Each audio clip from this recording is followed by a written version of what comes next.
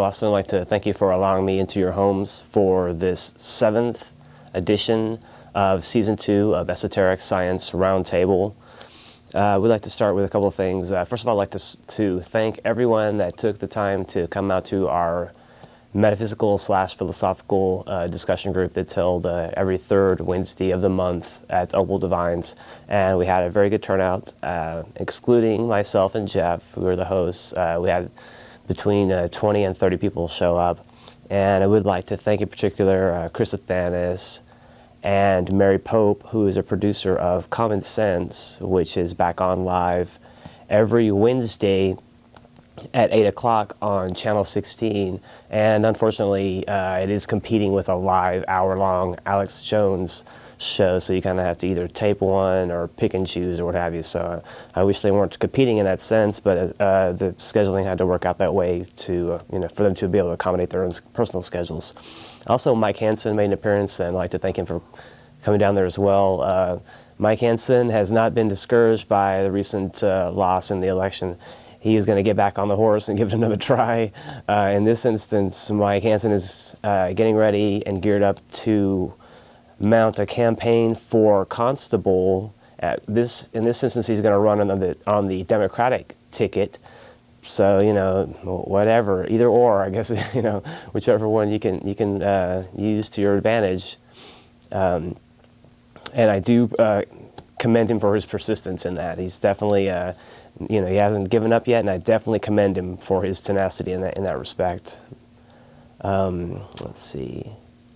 Okay, and today's show is going to be Future Creative Thinking, and so I wanted to get into that a bit. I did a show a couple of weeks ago called Creative Thinking, and I want to kind of expand upon some of that a bit and speak about how that's going to expand itself, excuse me, and allow for some further progression in the future as far as this idea of creative thinking.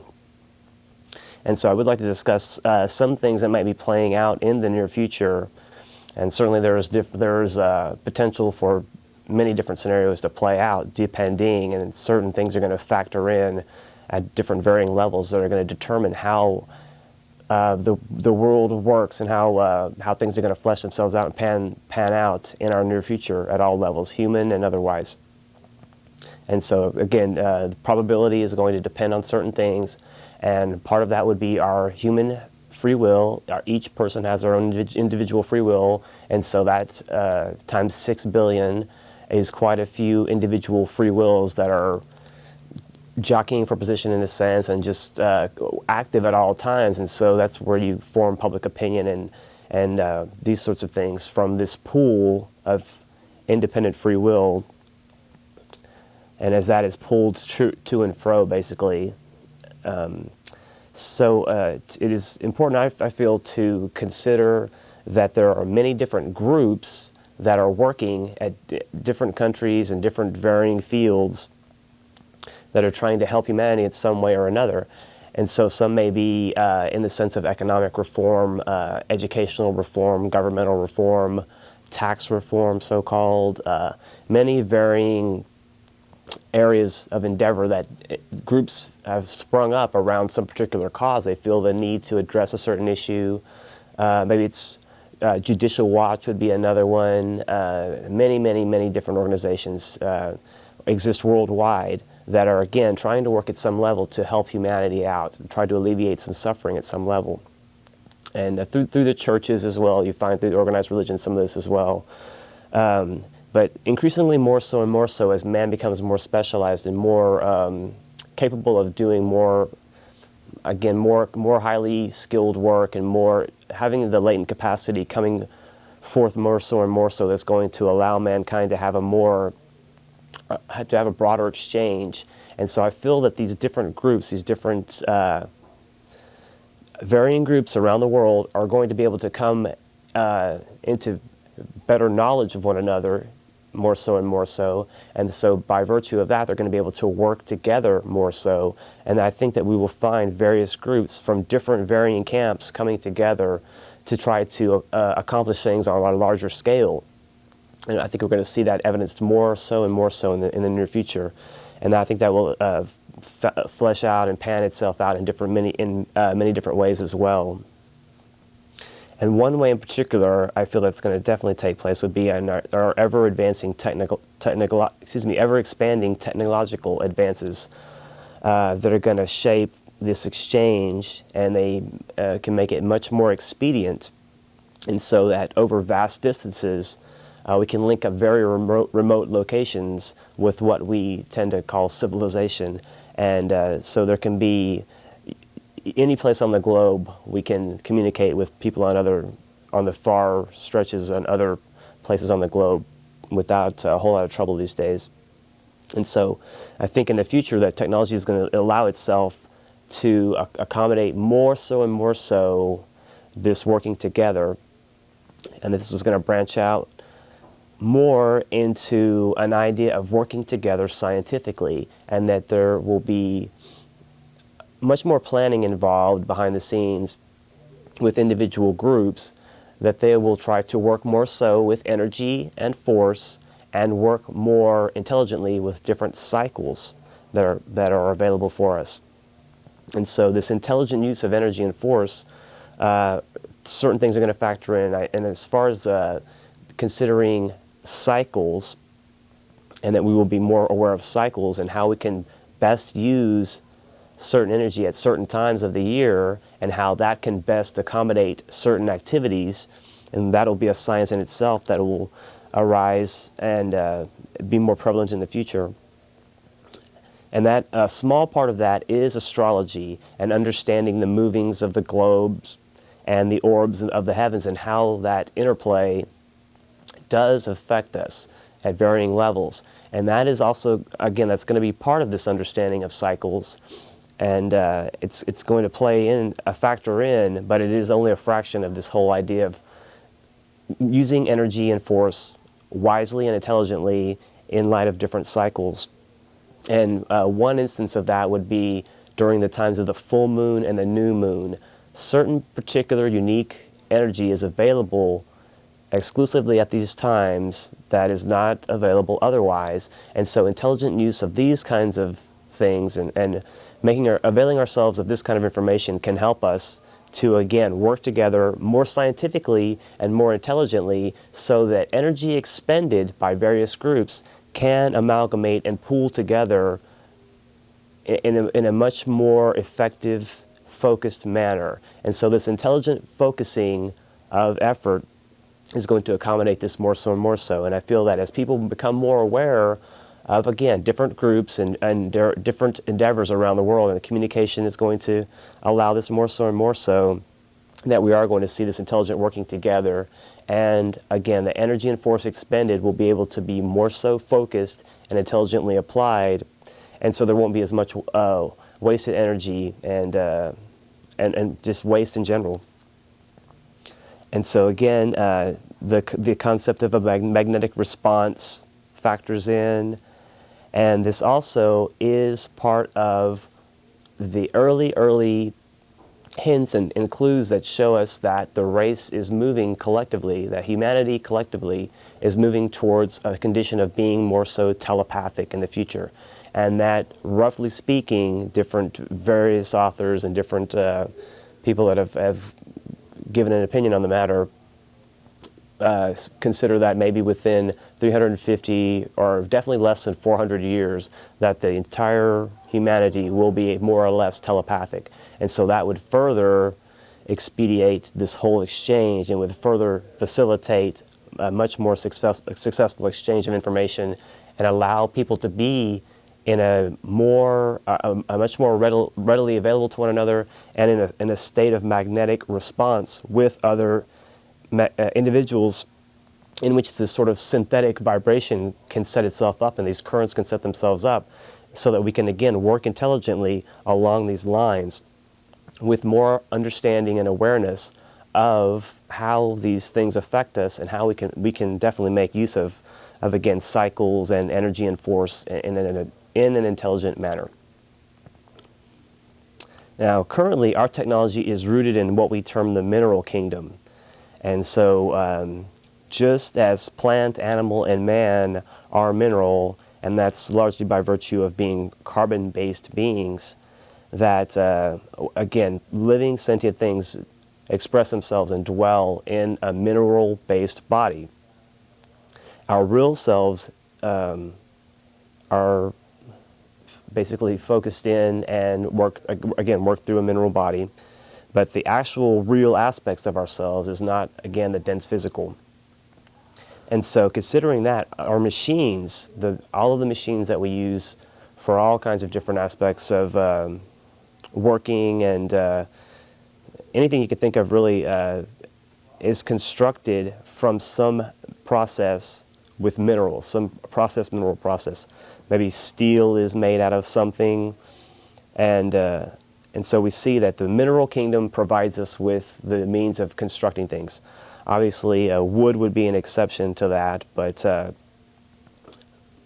many of the things that we use, again, are based on some kind of a mineral process, and the fuels and the lubricants are almost exclusively mineral-based. So if we consider gas, oil, electricity that we get from coal, natural gas, propane, and various other fuels and lubricants and what have you, that again are mineral-based. And so we've also the petrochemical industry, making plastics and synthetics, also that compose and comprise a large part of things that are manufactured in this day and age. And so again, a large aspect of industry that is dependent upon this petrochemical and based on ultimately minerals, as petrochemicals come from oil ultimately. And technology in the near future will, I feel, be more organic and less centered in this mineral aspect. And ultimately, by virtue of that, will become eventually, little by little, more spiritualized. And so I feel like that we will be able to, by virtue, again, of the energy that flows through the human body and having access to knowledge about energy and force and how we can work intelligently with this energy, that we can eventually devise more and more technology that will be, again, what I would term more spiritualized, that would be more interactive, possibly in the sense of what you see in portrayed in some science fiction, in the sense of maybe the 3D projection, so that we wouldn't necessarily need, in the instance of viewing something, we would need a designated screen so much, or something that had tubes in it, or something that was a projection type display unit. We could have something that would just would display or beam, if you will, a 3D projected image that we could see from many different angles. Again, it would be three-dimensional as opposed to the 2D that we experience now with our current viewing technology. And different kinds of holographic technology, I think, will be coming into play more so and more so as well. And I think that will be, with video games and things like that, it's going to find its way into the mainstream also. But as far as the cybernetic technology, in the sense of integrating man with machines, that is the one thing that I'm a little bit wary of, and that causes me some concern, because my estimation on it is that I really don't feel that any sentient, any self-conscious, rather, being should really be, again, cautious about considering merging one's organic material with any sort of machine. Now, certainly I understand, taking an MRI, for instance, or something like that, you want to go through the machine, but you're not really merging yourself so much with the machine. In the sense, again, of like a cybernetic scenario where there is a part man, part machine constructed, or the bionic man, for instance, would be a pretty classic example also. That is you see some of that portrayed as potential for the near future, and again, that does concern me somewhat, as again, I do feel that is somewhat unnatural and unspiritual to try to make that merger.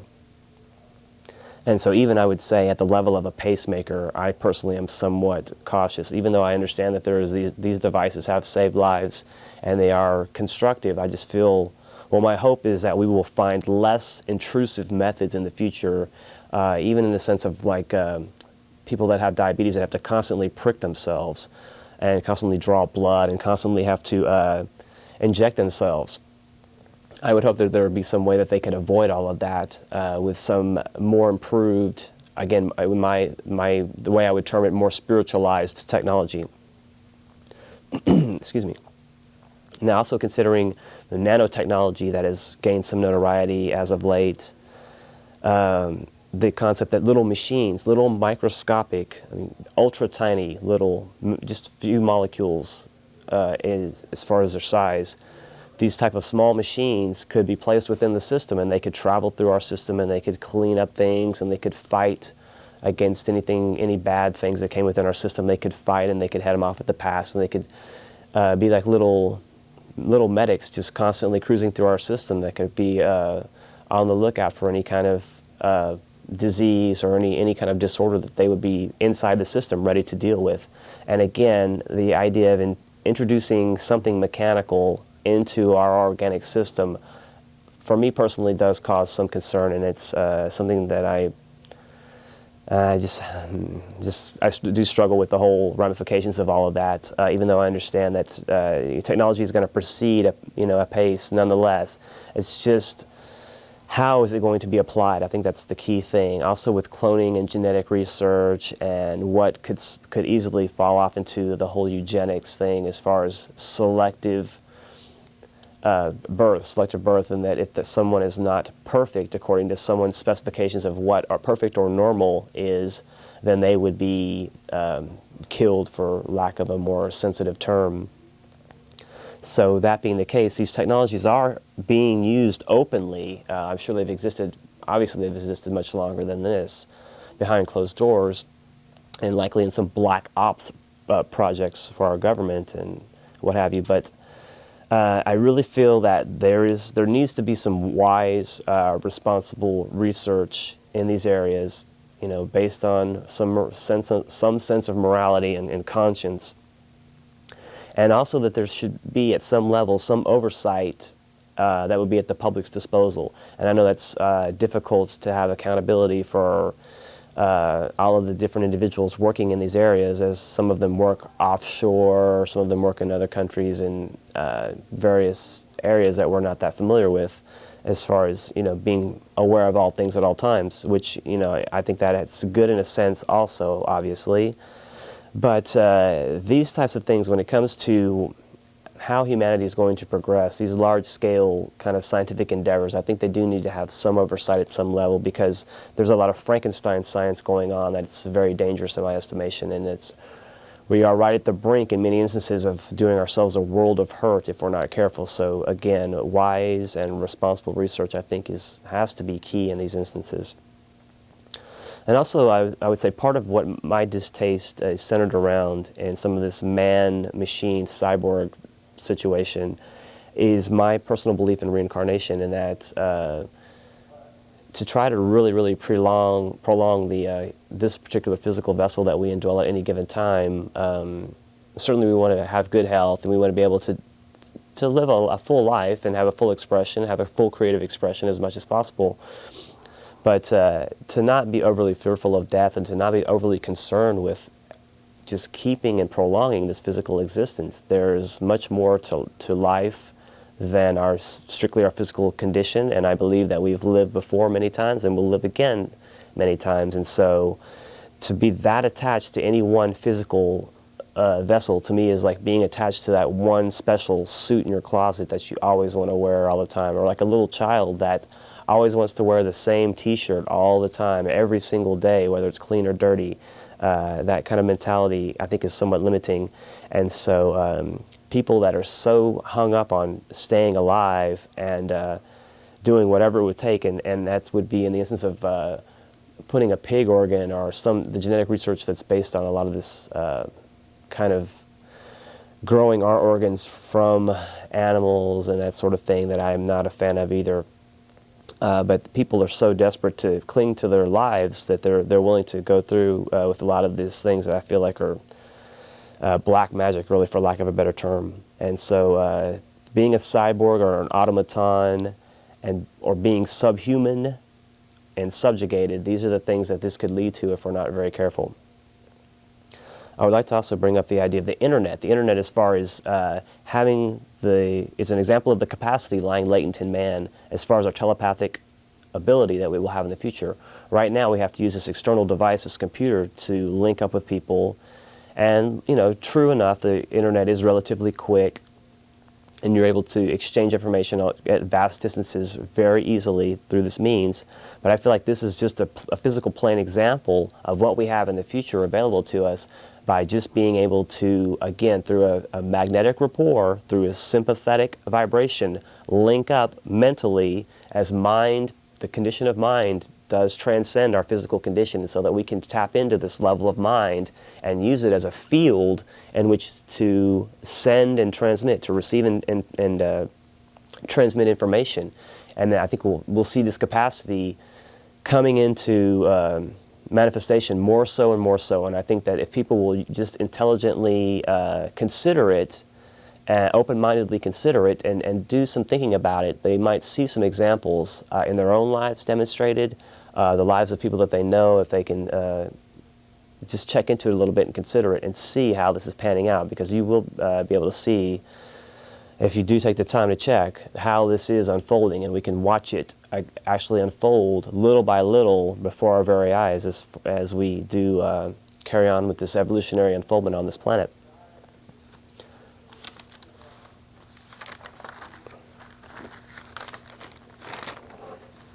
And so again, I think that the intelligent energy exchange will be more organic in the future, and we won't have to depend so much on these exterior devices, as we will be more so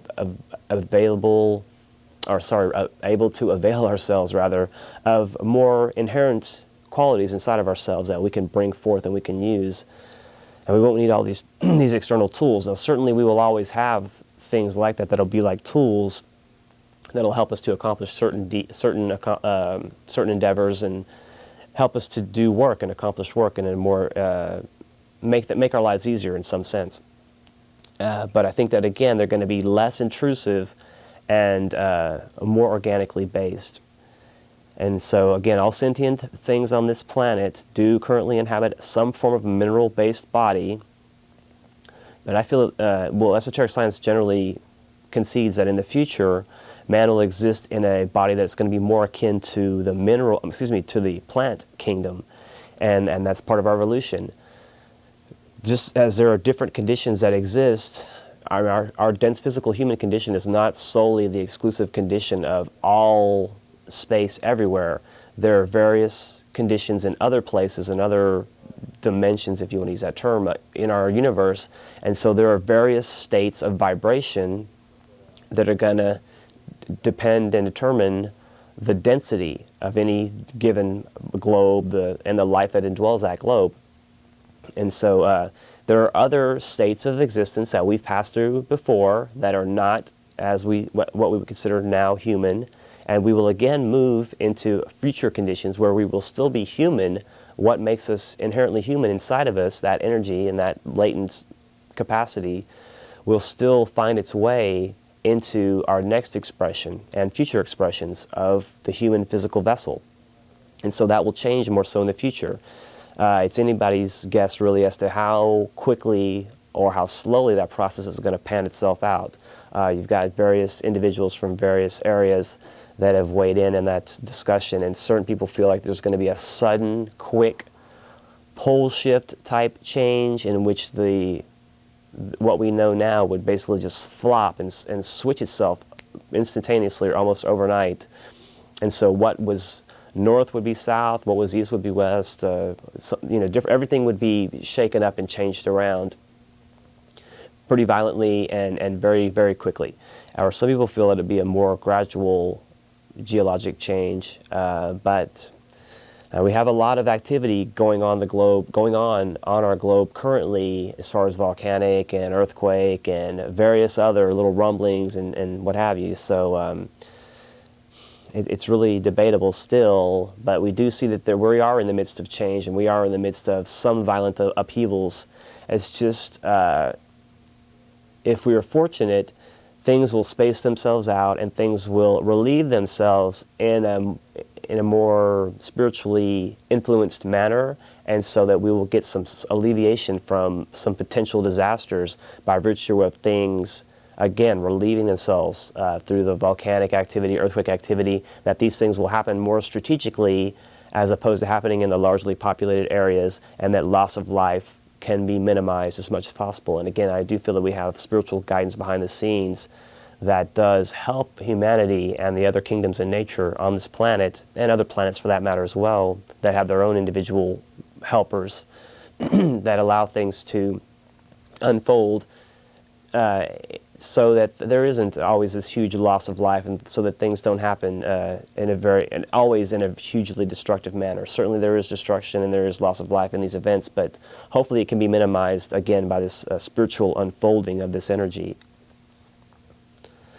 Now, excuse me, also in the sense of future technology in healing, that will be more so through an understanding of light and sound, and so we'll be able to make use of light and sound technology. And again, I feel like this will be less intrusive. It won't be like injecting yourself with needles and things where they have to go into you, as opposed to things that will just more so scan you and be aware of the vitality and the livingness and what people term the aura and the energy, which is sometimes termed etheric or orgone, many different terms that are used. To chi is another one, prana, the life force energy that goes through and animates all things that we tap into and we make use of as we inhabit a physical vessel.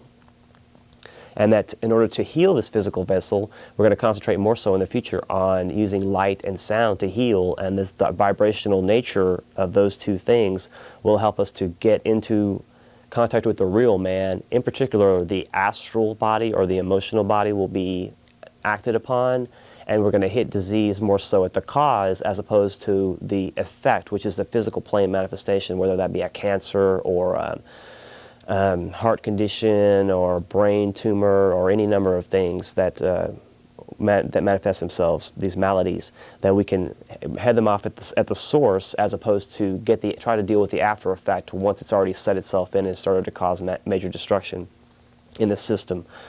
Also, free energy. I think as the oil corporations lose their death grip on our so-called civilized world, that free energy will be able to see the day more so in a mainstream way. And that this ancient science of anti-gravity manipulation and magnetic response, again, will see the light of day, and those individuals from the past can be somewhat vindicated, as far as Nikola Tesla, Wilhelm Reich, and John Keeley. These individuals all experimented, and there are many, many others as well. I mean, if you really do your research, you will see that there are thousands, literally, experimenting with free energy, with anti-gravity devices, and all of these different vibrational things all across the world, really. Cold fusion, that's another term as well. It's a fact. It's not fanciful. It's just that there is a definite death grip by virtue of the fact that we are bound to these mineral fuels, and that's just the way that things are set up. We're going to have a hard time bucking that trend and changing things over. But in the future, it's like the little boy putting his finger in the dike to hold back the water. He's only going to be able to do it for so long, and ultimately these free energy devices will find their way more so into the mainstream, and we'll be able to make use of them. And again, a more spiritualized version of technology. It's renewable, and it doesn't have any exhaust, so there's no waste related to it. So these are the things that we'll be able to make use of more so in the future. And one thing also with Keeley, his machines, he had to operate them. If he did not operate his free energy machine, if there wasn't a hands-on approach to it, then it would not operate. His machine had to have an organic impulse in which he had to actually physically operate it, and his energy from his body had to flow and mingle with this device in order for it to operate. Now, he could stand behind another person and they would try to operate it and they would not be able to, but if he were to touch their shoulder, for instance, and make that connection, make that magnetic link, then the machine would operate. So it was difficult for him to get any kind of notoriety because of the fact that it was this organic response-based device that was dependent upon him operating it for it to work, and so that wasn't going to fly with a lot of people. But in the future, I think things, in this one sense, they may be customized in that way, that where only one individual may be able to operate them, and that would deter some theft problems in the future. And then also, we'll see just generally people will be able to use these type of devices, I feel like, and one will be able to be used by many individuals as well, as it was the case with these other inventors. And so these methods that we would use to move large objects and what is used in both construction and demolition would be largely sound-based, I feel like, in the future. And so we would use this technology to work with precision, just very much so as in the case of the pyramids, as I feel like this similar type technology was employed to build and construct and devise the pyramids. This ancient science that I'm describing based on anti-gravity technology and a magnetic response. And certainly, I feel the real space program, not the dog and pony show that NASA puts on with these Apollo, the Saturn stage rockets that from the past, and also the shuttle that we see used still, that there's a real space program based on this so-called anti-gravity or free energy technology that we don't hear much about, that I think will have to be more so made public in the future. It's just going to depend. But I think we will see a time in the future where these things will be known. And so I think there will be a vast increase in the understanding of this exchange of energy. This intelligent exchange of energy can take place. And I think that people will work creatively, constructively, but intelligently in the future, knowing full well that there is energy that by virtue of knowing this energy exchange and understanding cycles and things of this nature, that there can be a constructive, intelligent, focused effort to use our wills to unite and, again, constructive work to avoid excesses and waste, and that we can minimize these excesses, and we can focus and we can work constructively together and get much more done, much more expediently, much more effectively, as we have a greater understanding. And this energy definitely interchanges and interpenetrates at various levels, and that is planetary, solar, cosmic, and even outside of that. So there's a lot of energy exchange at various levels. It would really depend largely on individual consciousness or awareness as to how much of this one is able to take in and use at any given time. Another thing that in the future we'll be able to avail ourselves of, I feel confident in, is by virtue of seeing the true nature of an individual, by reading auras and the magnetic emanations from an individual, that everyone, as humanity gains this capacity to see, if you will, this inner aspect of man as it permeates into our vision and at the etheric levels, that we'll be able to see the true nature of men, and we'll be able to know the content of their character through reading these emanations. And so we'll know by virtue of that who would be the best for certain positions. For instance, a leadership role. We'll be able to see and know who should be the leaders, and we'll be able to agree who should shoulder these responsibilities. Humanity will just know, essentially, just by seeing. And so there will be a council of the wise situation can truly exist in that respect. If we can just trust that that can take place, and we trust ourselves and trust our ability to have this take place and unfold, and there can be a true council of the wise can take place. And this is what took place in olden days, allegedly, that as our vision was more spiritual and we descended down ultimately to dense physical matter, we lost that capacity. But in earlier civilizations, as we were more spiritualized, again, making the descending arc, and now we're back on the ascending arc, so we're going to be able to recapture these latent abilities from previous times and ancient civilizations, that we will be able to, again, as they did then, understand who should be the leaders and other positions too, the magicians, and these things will be evident by the latent abilities that are demonstrated through the young. And also, why concentrate on the future? Why not work for the here and now? Well, you really have to do both. You kind of have to keep your eye in both directions, and to lay seeds now for future projects, and to plan now, because certainly what we reap is what we sow. And so whatever we plant, whatever we lay the seeds for, we have to nurture and lay these seeds with some love and some intelligence so that they can fully come into expression in the sense of being something good, true, and beautiful. And that is the whole key, is to work for the good, the true, and the beautiful, to lay the groundwork for the future, and to be prepared for what's coming down the pike as far as our Earth, and in particular, the consciousness that indwells our globe. Just in the same sense that an individual indwells a human body, just like Corey is indwelling this particular vessel currently, there also is an intelligence that indwells our globe. And that intelligence has a name, which is Sanat Kumura.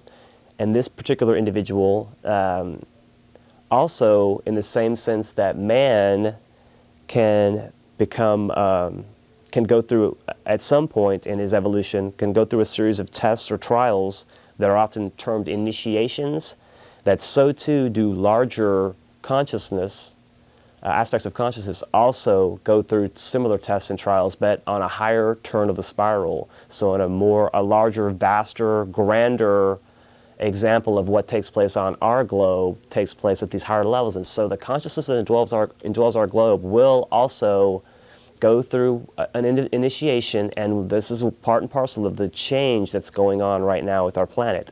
This is these are part of the indicators that we have as far as some of this earth changes and things like this, and changes in people's thinking and the restructuring of social systems and all these things that we see taking place, that all can be traced back at some level to this unfolding of consciousness at the global level, and that we are part of it because we have our individual free wills, but we are in a sense caught up, and in spite of our individual free will, we're still part of this larger unfolding of consciousness, and so we're kind of pulled along by virtue of that, and we don't really have a lot of control over the larger scenario until we start to collectively add our individual wills and make public consciousness and public opinion one on any given issue, and then that begins to have weight and momentum, and that intelligent use of energy, or sometimes not intelligent if it's a mob mentality.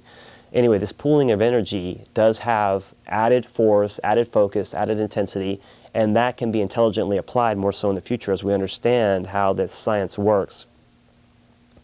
But again, this the indwelling aspect of our planet, the consciousness that again indwells our globe, which some terms would be the eternal youth, the Ancient of Days, also the one in whom we live and move and have our being. Those are just a few of the terms that relate to this unfolding consciousness. Now, what would be the purpose of and some of the end results of this unfolding consciousness at the global level? How is that going to change things? Excuse me. Well, there are what are termed, as far as our different globes that are in proximity to the Earth, certain globes have a specific relation to our Earth. And there are 6 other globes that make a chain, so-called, of 7 that are specifically germane and relevant to our Earth. But there are other globes within the proximity of the Earth that are also close to the Earth, but not necessarily tied in to specific aspects of the evolution. So that's key to keep in mind as well. But nonetheless, certain planets are so-called sacred planets. And just as an individual man can accentuate the higher aspects of oneself, and just as the alchemist taught would turn the lead or the base metals into gold, so too, in the same sense that humanity can do this, can fulfill this process and make oneself more spiritualized, again, center one's consciousness from the lower into the higher, that this takes place at various levels, various high levels outside of the human, but not below the human. The humanity is where this initiation science first finds itself being expressed. But anyway, at the level of the planetary initiation, once a certain level has been accomplished, and once a certain amount of capacity has been fulfilled and ability expressed through this means, this initiation, this test, or this trial, then the globe will become a so-called sacred planet. And so there would be 7 sacred planets, and to enumerate them, Mercury, Venus, Jupiter, Saturn, Neptune, Uranus, and Vulcan, which is not fully viewable, which is the closest globe to the interior. It's the closest to the sun. It's on the interior of Mercury. And so these are the so-called sacred planets. There are also non-sacred planets, one of which is our Earth, that are in the process of unfolding evolutionarily.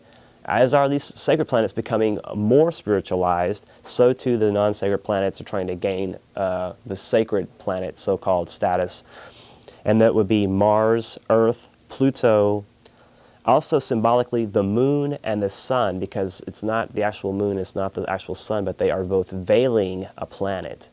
And so that gets into a bit more of the hidden or esoteric aspects of this, but nonetheless, the moon and the sun would be considered veiling planets. And so all of this disruption and this upheaval that we would consider as far as evolutionary unfoldment and the earth changes that are taking place and changes in man's consciousness all tie into this unfolding of the evolutionary process in the sense of the global consciousness evolving. So the one consciousness that, again, indwells our planet, just in the sense that individual humans indwell a human body, have this ability and this chance to evolve themselves. And so, again, we individual humans get caught up in this process. We're part of it by virtue of our free will, and so we can add our energy if we understand this process, and we can work intelligently and add our will to the will of God if we understand this more so, or through our ignorance or our apathy, we can move away and ignore it or work against it at some level and hinder and hold back the process. So everyone is going to, with their thoughts, help or hinder this process, whether knowingly or unknowingly. So you have 6 billion individuals on this planet that are affecting this process as well. And so there's a large exchange of energy by virtue of that. And also another symptom of this is what is commonly referred to as Christ consciousness. As more individuals become more aware of this will aspect and how it is demonstrated and how we can make use of an alignment of our will with this greater will, that this Christ consciousness, so-called, will unfold, and we'll have capacity inside of us unfolding, the latent ability inside of us will unfold, and our capacity to help one another and to, again, be more constructive and to heal humanity. That ability will be much more greatly increased, and it will be more prolific in the future. Also, future cycles as far as 2112, we have to factor that in as well. That's part of this cyclic understanding that, again, when 2112 hits, we aren't all of a sudden going to instantaneously go into something completely different, but it is a benchmark indicator of the transition period. And as cycles and periods tend to overlay and overlap, there is not just like an end, a rough end, and an immediate, abrupt beginning. There's a gradual transition. As one fades out, the next comes into being. And so we see that transition take place. And we can be part of this transition that's taking place currently on our globe. Again, we can either help it or we can hinder it. It's largely up to us as to how we choose to proceed with that, and how this so-called Christ consciousness can find its way into manifestation on a larger and ever-increasing scale.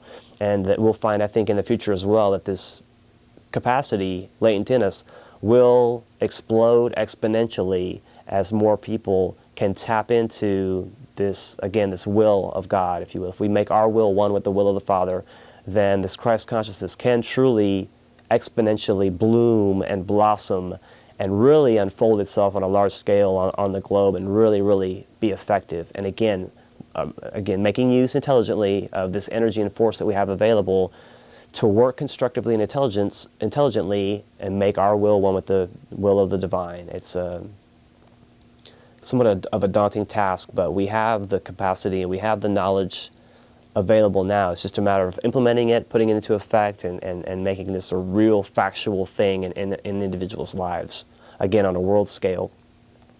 We'd like to go ahead and grab a call and see what's going on. Hello, caller. Yeah, hey, what's going on? Not to mention yourself. I can't hear you. Can y'all turn y'all's the volume to the phone up where I can hear what you're saying? Or also, you might want to just use the volume on your television.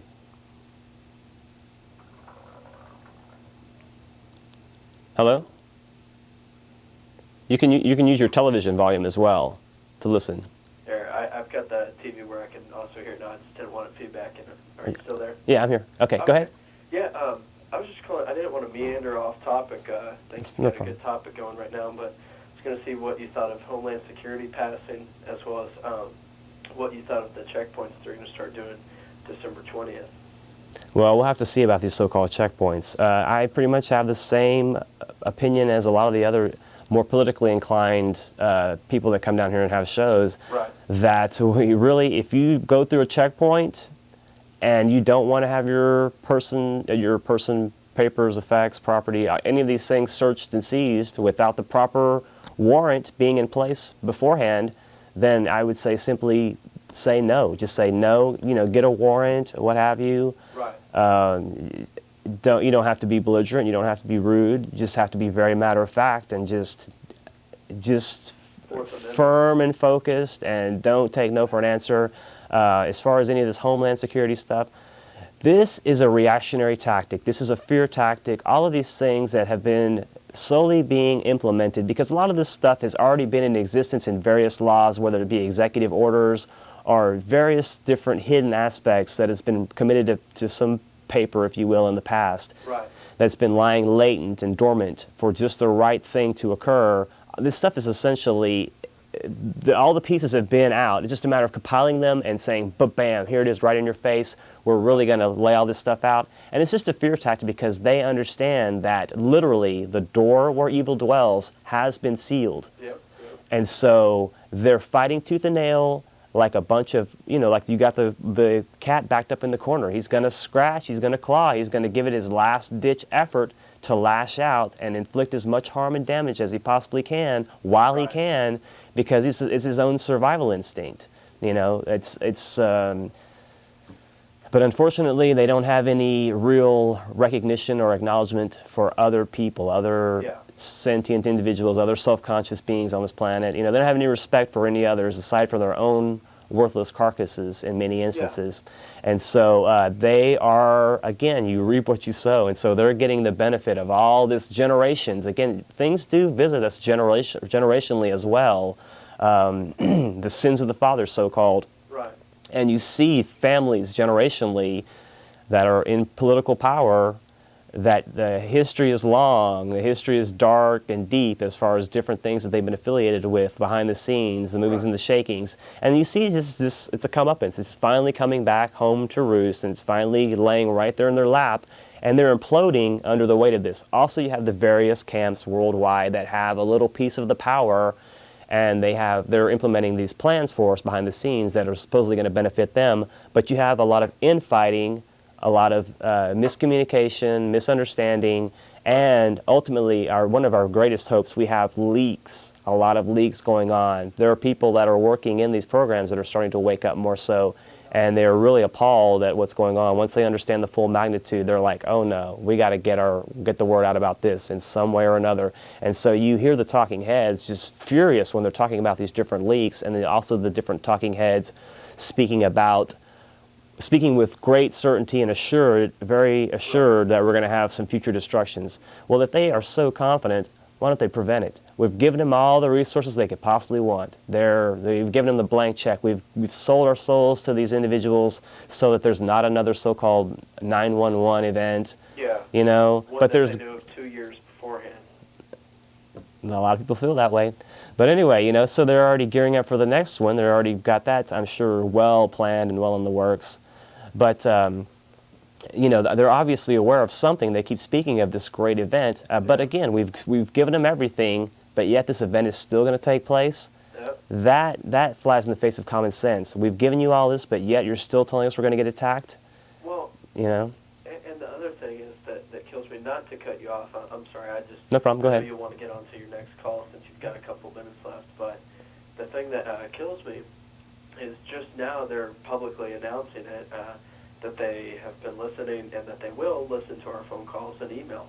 And they've been doing that for years with Project Echelon. That whole AI computer system that sits there just listening. I mean, this is, I feel like I'm sure you hear this a lot, but I feel like I'm living out of the 1984 book. Oh, all the time. Plus The Matrix, plus Brave World, or Brave New World, and the list just goes on. And these people, it just kills me because the thing that kills me the most is the people that are caught inside the paradigm that are sitting here saying that it's a left and right issue. Like there's one issue on, there's one group of people that are Republican and the other group that's Democrat. And they are sitting here, like the Democrats are saying, oh, see, look at Bush, he's a communist, da-da-da-da-da.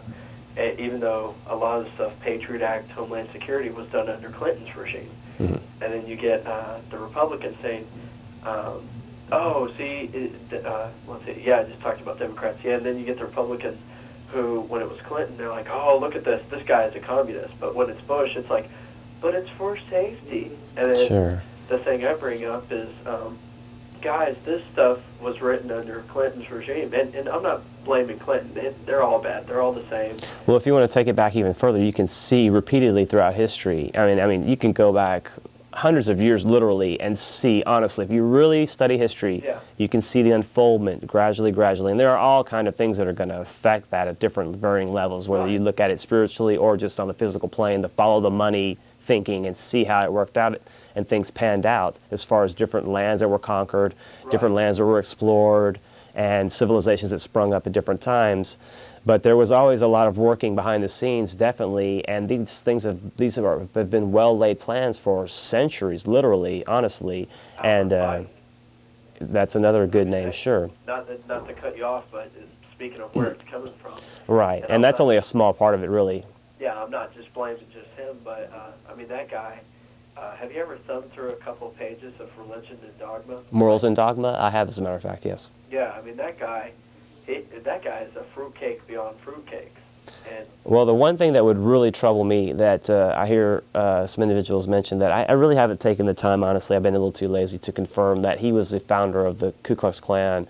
If that is indeed the fact, then he's not really too keen in my book. Well, he basically redid, from what I understand, because I've gone and studied some, and he's basically gone and redid the Ku Klux Klan, because they originally started to go after just the so-called carpetbaggers, the Yankees that came down, blah blah blah blah, and then Albert Pike came through, and he's like, hey, Satan and I have this great idea. By the way, let's go ahead and redo the KKK, because if you look, William Bedford Forrest, and I'm not defending KKK, by the way, don't get me wrong, I'm not standing up for him, I'm just talking historically here, but William Bedford Forrest, the guy who started it, said, hey, screw this, I'm not going to be a part of this, I'm out of here, and he took off.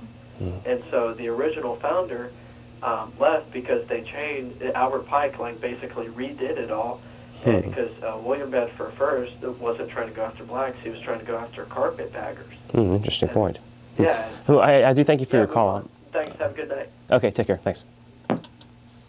Can we grab this last call quickly? Caller, you're on the air, go ahead. Hi, how you doing? Good, yourself? Oh, great. I just wanted to ask you, you were talking about the incrementalism and of how the incrementalism of they're moving forward and doing all this stuff with the New World Order, and it's been going on for years and years, even before it was called that. Most people are aware that there's conflicting information about the founding fathers, and that there were, almost every word had Christ in it or the biblical, but yet they were Freemasons somehow attached to this Illuminati. Maybe lower levels of it. Well, I mean, as far as them being Illuminati, there are many levels of Masonry. There are many different secret societies. Not all were politically motivated in that sense, and not all were part of this totalitarian viewpoint that's become what we know as the New World Order that you hear through the various officials these days. So that's a little misleading also. I mean, because I would say they're not all bad, in other words, just to put it blunt. The reason I say it is because, all the information I've seen, like that, I think Chris puts out the Godly Heritage. Right. Okay. That would contradict that there was any, of course they weren't perfect, but there was anything, bad as far as they were connected like that. Well, how many Masons do you know personally?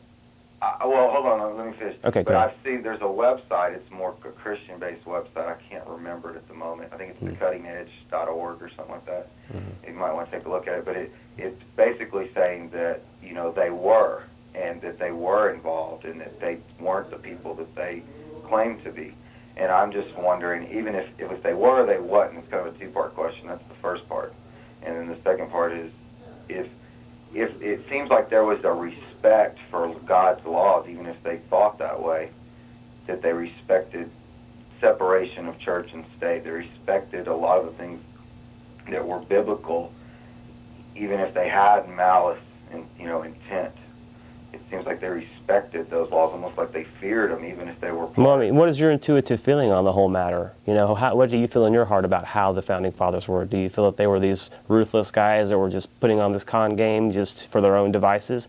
Or do you feel that they were divinely inspired to set forth a continent on a new nation? I as of right now, I would have to see more information, but I believe that they were trying to do something good. That's Okay. what I believe. But Well, that's cool. You trust your own opinion, right. first and foremost.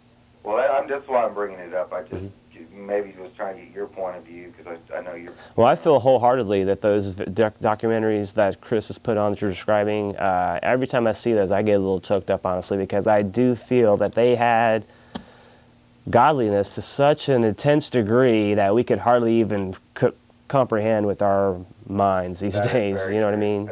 My favorite is the story about George Washington and how he ends up back to the chief that was shooting at him, and Right, they exactly. both had the same thing. They both were saying the same thing about themselves, that said he was protected by God, and then they named him that he was protected by God. Right. I don't think that's by just mere coincidence. I think there was a lot of divine intervention in that respect. In the birth of this nation, there was a lot of God involved, full-fledged. So, were we in favor with God that this would happen, this nation would be born, or were we, not in favor with God that this would take place? I think that's the problem now is that we know the corruption in the government, but us, the ones that are supposed to be, controlling them, so to speak, watchdog, are just so immoral and unethical, or just simpletons and kind of complete. or apathetic, just don't care. Right, just right, exactly. I always say we live in Apathania, not America. Yeah. Anyway, have a good night. Okay, thanks a lot. Appreciate your call. Take care. All right, well, I would like to thank everyone for taking the time to view and for taking the time to call in this evening. Excuse me. We'd like to encourage everyone to take the time to view every Tuesday at 10 o'clock on Channel 10. If you could take the time to check out Therefore I Am with Jeff Contreras. And I'd like to thank my producer, Chris, for commanding the helm of the Starship Esoterica. We will not be here live next week on November 28th because that is Thanksgiving Day and access will be closed, so they'll have a tape show in effect, I'm sure. So I'd like to ask everybody, please have a safe Thanksgiving holiday if you're traveling or what have you. We will be back live on December 5th, and we are here, except like in holidays and things like that, other things. We're here live every Thursday, 9 o'clock, Channel 10. Thanks, Austin. Have a nice evening.